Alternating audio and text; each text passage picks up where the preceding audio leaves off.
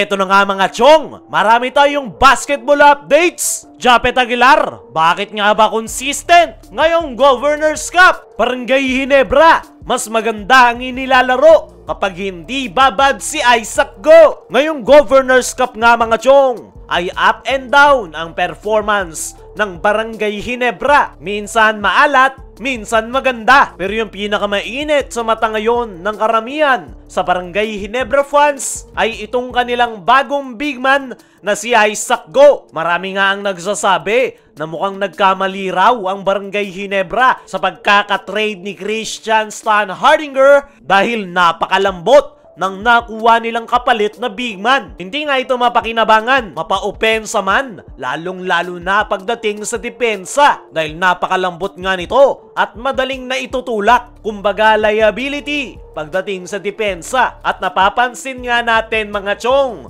na sa tuwing ibinababad ni Coach Tim itong si Isaac Go ay hindi nagiging maganda yung performance ng kanyang kupunan dahil nahawa yung kanyang mga teammates at sa kanya nga gumagatas ng puntos yung kalaban nilang kupunan. At noong huling laro nga ng Barangay Ginebra kontra NLEX Road Warriors ay hindi nga binabad ni Coach Tim ang nasabing big man. Binago nga nila yung kanilang game plan kung saan si Japet Aguilar lang yung inasahan nila sa loob ng painted area at di hamak na mas naging maganda pa yung resulta kung saan nagawa nilang dominahin ang NLEX Road Warriors sa score na 119-91.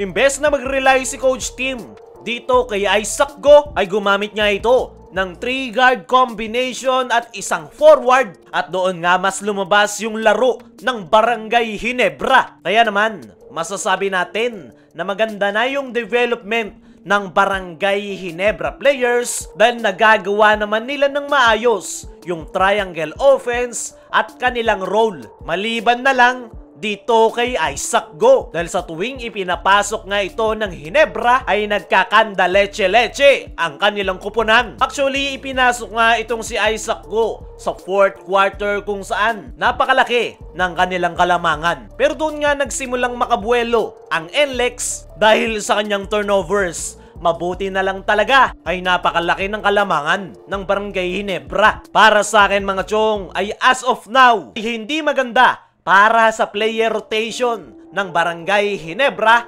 itong si Isaac Go. Dahil sa tuwing ipinapasok ito ni Coach Tim ay doon nga nagkakagulo yung kanilang sistema. At yung nakikita nga nating dahilan kung bakit ganyan yung kanyang ipinapakitang performance ay mukhang confused itong si Isaac Go sa sistema ni Coach Tim na triangle offense. Alam naman natin na hindi basta-basta yung sistema na yan at normal na sa mga players na mahihirapan na mag-adjust. Isa na rin sa factor kung bakit nangangamote itong si Isaac Go sa Barangay Ginebra ay dahil na rin sa sobrang pressure na maglaro sa Barangay Ginebra. Alam naman natin kapag naglalaro sa Barangay Ginebra ay napakaraming nanonood. Bawat galaw ay nakikita at very passionate nga yung karamihan sa Barangay Ginebra fans. Kaya kung ano-ano na yung nasasabi nila dito kay Isaac Go. Pero para sa akin mga chong ay mas magandang wag munang bigyan ng malaking playing time ang nasabing big man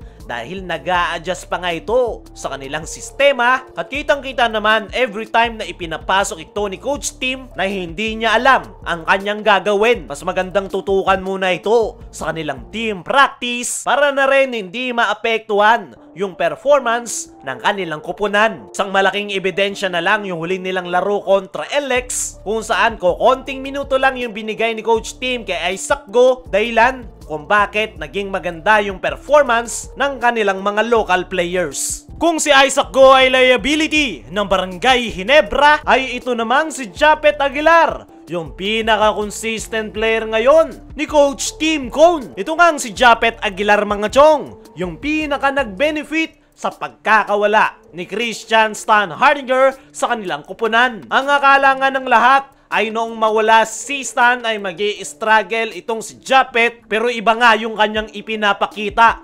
Mas naging maganda yung laro nitong si Japet at mas nailalabas niya nga ngayon yung kanyang full potential. Dahil noong mga nakalipas na conference ay kay Christian Stan Hardinger nakasentro yung triangle offense ni Coach Tim Cone. Kaya naman, hindi nga nakakakuha masyado ng bola itong si Japeth Aguilar at more on depensa lang yung kanyang role sa kanyang koponan. Pero ngayon, na siya lang ang inaasahan ng Ginebra sa loob ng painted area, ay dito nga na ipakita ni Japeth na nandoon pa rin talaga yung kanyang laro kahit pa matagal-tagal itong hindi nabibigyan ng pagkakataon na maipakita yung kanyang offensive side. At sa nakalipas nga na 4 na laro ng Ginebra ay hindi nga nawawala si Japeth dahil sa kanyang consistency, mapa-opensa o depensa man yan, ay nandyan si Japeth. Kaya naman, masaya nga itong si Coach Tim Cone dahil sa mga contribution ni Japeth sa kanilang koponan. Hindi nga raw matatawaran yung kanyang sipag at puso, lalong-lalo na yung kanyang leadership na napro-provide sa kanyang koponan. Para sa akin mga chong, ay ngayong Governor's Cup talaga ang time ni Japeth Aguilar na ipakita na kaya pa rin niyang makasabay sa mga batang players. Aminin na natin, hindi na bumabata itong si Japeth Aguilar, pero base sa kanyang ipinapakitang performance ngayong conference ay napakalaki pa rin talaga